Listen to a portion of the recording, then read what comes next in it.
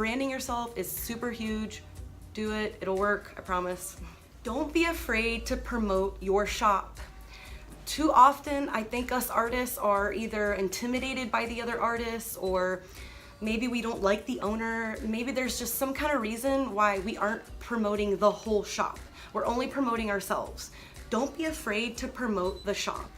The shop is what gives you your credentials before you have your own, right? And even after you have your own, people, the public, they want to see that you can be in one place for a while. They want to see that other people trust you, right? Like if you couldn't stay at a shop for very long, why should I let you tattoo me? And again, going back to the fact that there are so many good tattoo artists out there, we've got to do things to stand out besides our art. There's going to be many people that are going to be just as good, if not better than you, no matter what level of art you're at. So there's going to be key things that we can do that's going to help us stand out from the rest. And one of them is going to be, don't be afraid to promote your shop. If you're promoting your shop and it's backfiring on you, it's your work. It's either your work or the way you're treating people. So don't be afraid to promote your shop. If you're hesitant to promote your shop for reasons such as that they're not honest there, that if you're not there one day, they will give your client to someone else, they'll push your client towards someone else, they won't tell them that you're just off for the day, they'll just say you're not there, creating the idea that you're not there at all. There is a lot of manipulative things that could be happening in the tattoo studio. I do understand that, I have seen that before, but at the end of the day, it's your life, you're in control, you gotta find another shop. Like if you can't promote your shop because you're worried about the other tattoo artists taking your clients and it's not because of your skill level, you need to find another shop. Life is too short for us to be working with people that aren't treating us right. You know, we're here all day a lot of times. We're spending a lot of hours in our shop. And hooray if you have a private room, if that's your thing. I mean, I choose to have an open shop. I feel like the day goes on faster and better. We talk, we get to know different people. To me, it's a lot of fun. It's an upbeat, fun environment. But I also totally understand wanting to be in solitude and just be in your room. But either way, if there's other artists in your shop and for whatever reason you can't promote that shop, you need to find another shop. It is ultimately your home, it's your livelihood, and it's somewhere that you want to stay. You want to build that reputation that you can stay in a shop for a long time.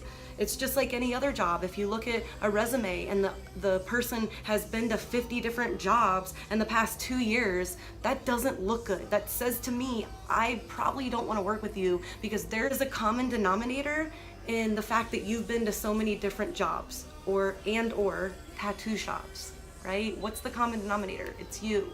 So if that's your history, it's not too late, obviously, but find a shop that you can handle, that you can either distance yourself from that crap or you can safely do what you need to do for you and the shop as a whole because you represent each other equally, truly.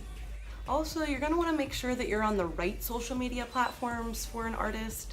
There are all kinds, and not all of them are as effective for us tattoo artists or commission artists of any kind. So I will put that here, some of that information here. So do check that out and get to know what are going to be the best ones, because you're not going to be able to do them all. And unless you aren't tattooing very often, which is not the goal, obviously, you're not going to be able to manage 5 or plus different social media accounts. I only manage 4 or 5, and it's very, very hard. And I have apprentices and all kinds of help too. So it's, you know, just with that being said, don't try to overdo it. You would rather have quality over quantity all day in every aspect of this industry. I cannot stress that enough. Quality over quantity, right?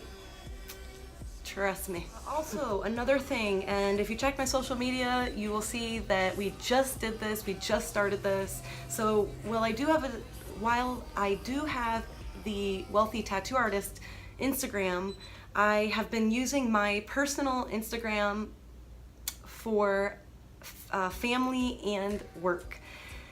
I'm being lazy, and I have a lot on my plate as a mother and a wife and a shop owner and a full-time tattoo artist and a mentor, right? So there's a lot on my plate, so I am being lazy. and I will change this eventually. But I had a little eye-opener when I had a client one time message me on that page and say, he said,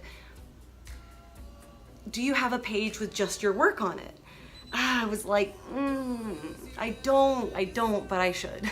You know, so with that, do make separate pages. As awesome as your life is, because not for nothing, my life is freaking awesome. There's never a dull moment. I make sure of it. I really believe in the you only live once, make every day like the best it can be, right? So as awesome as you think your life is, not everybody wants to see all of it. They just want to see the tattoos. So do make a separate page for the tattoos, and hopefully I'll be able to get that done soon. So this one isn't going to be for everyone, but keep in mind, as your art is walking out that door, it is your #1 billboard. People see it, they ask, where did you get it? So as you're doing your tattoos, please make sure that you know in your heart of hearts that you did your absolute best. You have to do your best. Because if you're doing your best and it's still not working, at least you know you did your best, right? Like that's the biggest thing with that, because I'm not gonna touch too much on that, because that's also gonna lead into travel and conventions, which not everyone can do. But if you can, you will see a huge difference in your following all around, your art, because you'll get asked to do so much different kinds of art. But it is pricey. But people do it all the time. They travel the whole world, really, and tattoo. So with that, you know, you do got to kind of build up to that, I think, and not everybody can do that, but look into that a little bit more. Maybe check out some artists that's all they do. See if they're willing to answer some of your questions. I don't really like to tattoo at conventions. I like to go and have fun at conventions. It's just not much as I embrace that here, when I'm at a convention, I want to take it all in. I want to watch my favorite artists. I want to be at the convention. It's just not really my thing. So I do understand both sides. I have worked conventions in the past, so I do get both sides, but I will tell you it's a huge help. Helps you get your name out there way faster and much on a larger scale, because I personally know some artists who are not very great at tattooing, who have a huge following and they're always tattooing. How they're not very great still, I don't know. It's beyond me, because if you are continuously tattooing, you should be continuously getting better. Your line work, your saturation, everything about your work should continuously be getting better. So sometimes you see these huge followings and all this, and it's just because they're traveling around from convention to convention. They're not really taking the art seriously. Back to the whole idea of just because you have a license doesn't mean you can tattoo. Just because a lot of people think you're great doesn't mean you are. So if you can do that, do that. If you can't, there's lots of other things, right? All right, so last but not least, I will tell you all, out of all my years and all my dad's years and all my colleagues, everything that I have absorbed from every artist, one of the main things that people remember is how you made them feel, right? It is super powerful. People will not always remember you, but they will remember how you made them feel. So at the end of the day, whether you're first starting or maybe you're just trying to figure out what's going on, I'm a great artist, why am I not booked up for months, what's going on, I would say, how are you making each client feel?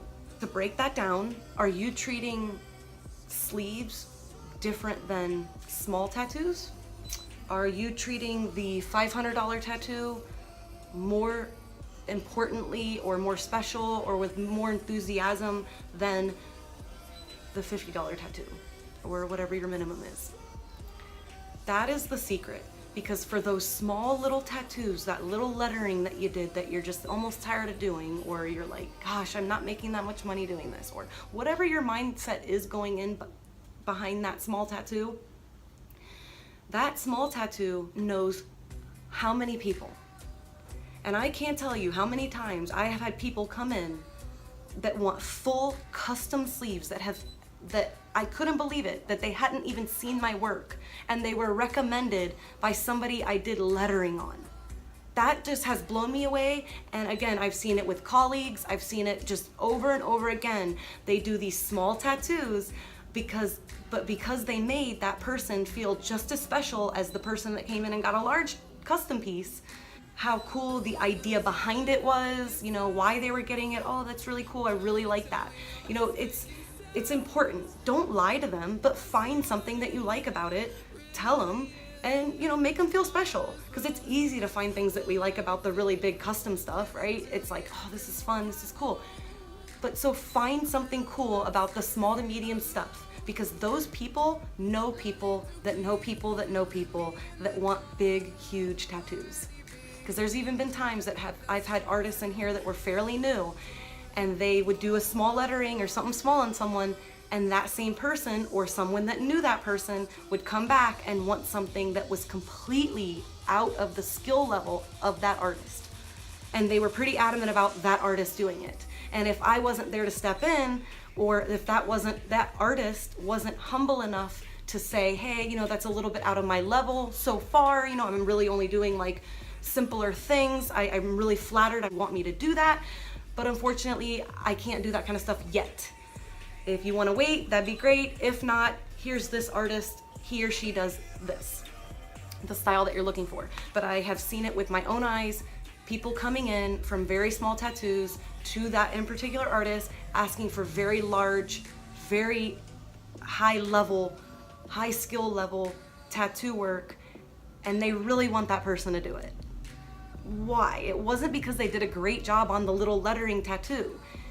It was because they made their friend feel awesome, and their friend told them how awesome they felt and what a great experience they had, and now they want them, oh, I already know who's doing my sleeve, I already know. And that is how it works, because they don't know, they don't live in our world. So do remember that, and that will be all for the wealthy tattoo artist. $1.7 trillion on the table. Are you eating at that table? Or are you chasing scraps? Where are you at? So that's all for today. Thank you guys for tuning in. I hope you got a ton of value out of this. And if you did, please share, subscribe, like, reviews. Do check it out. And I really appreciate the support. Thanks.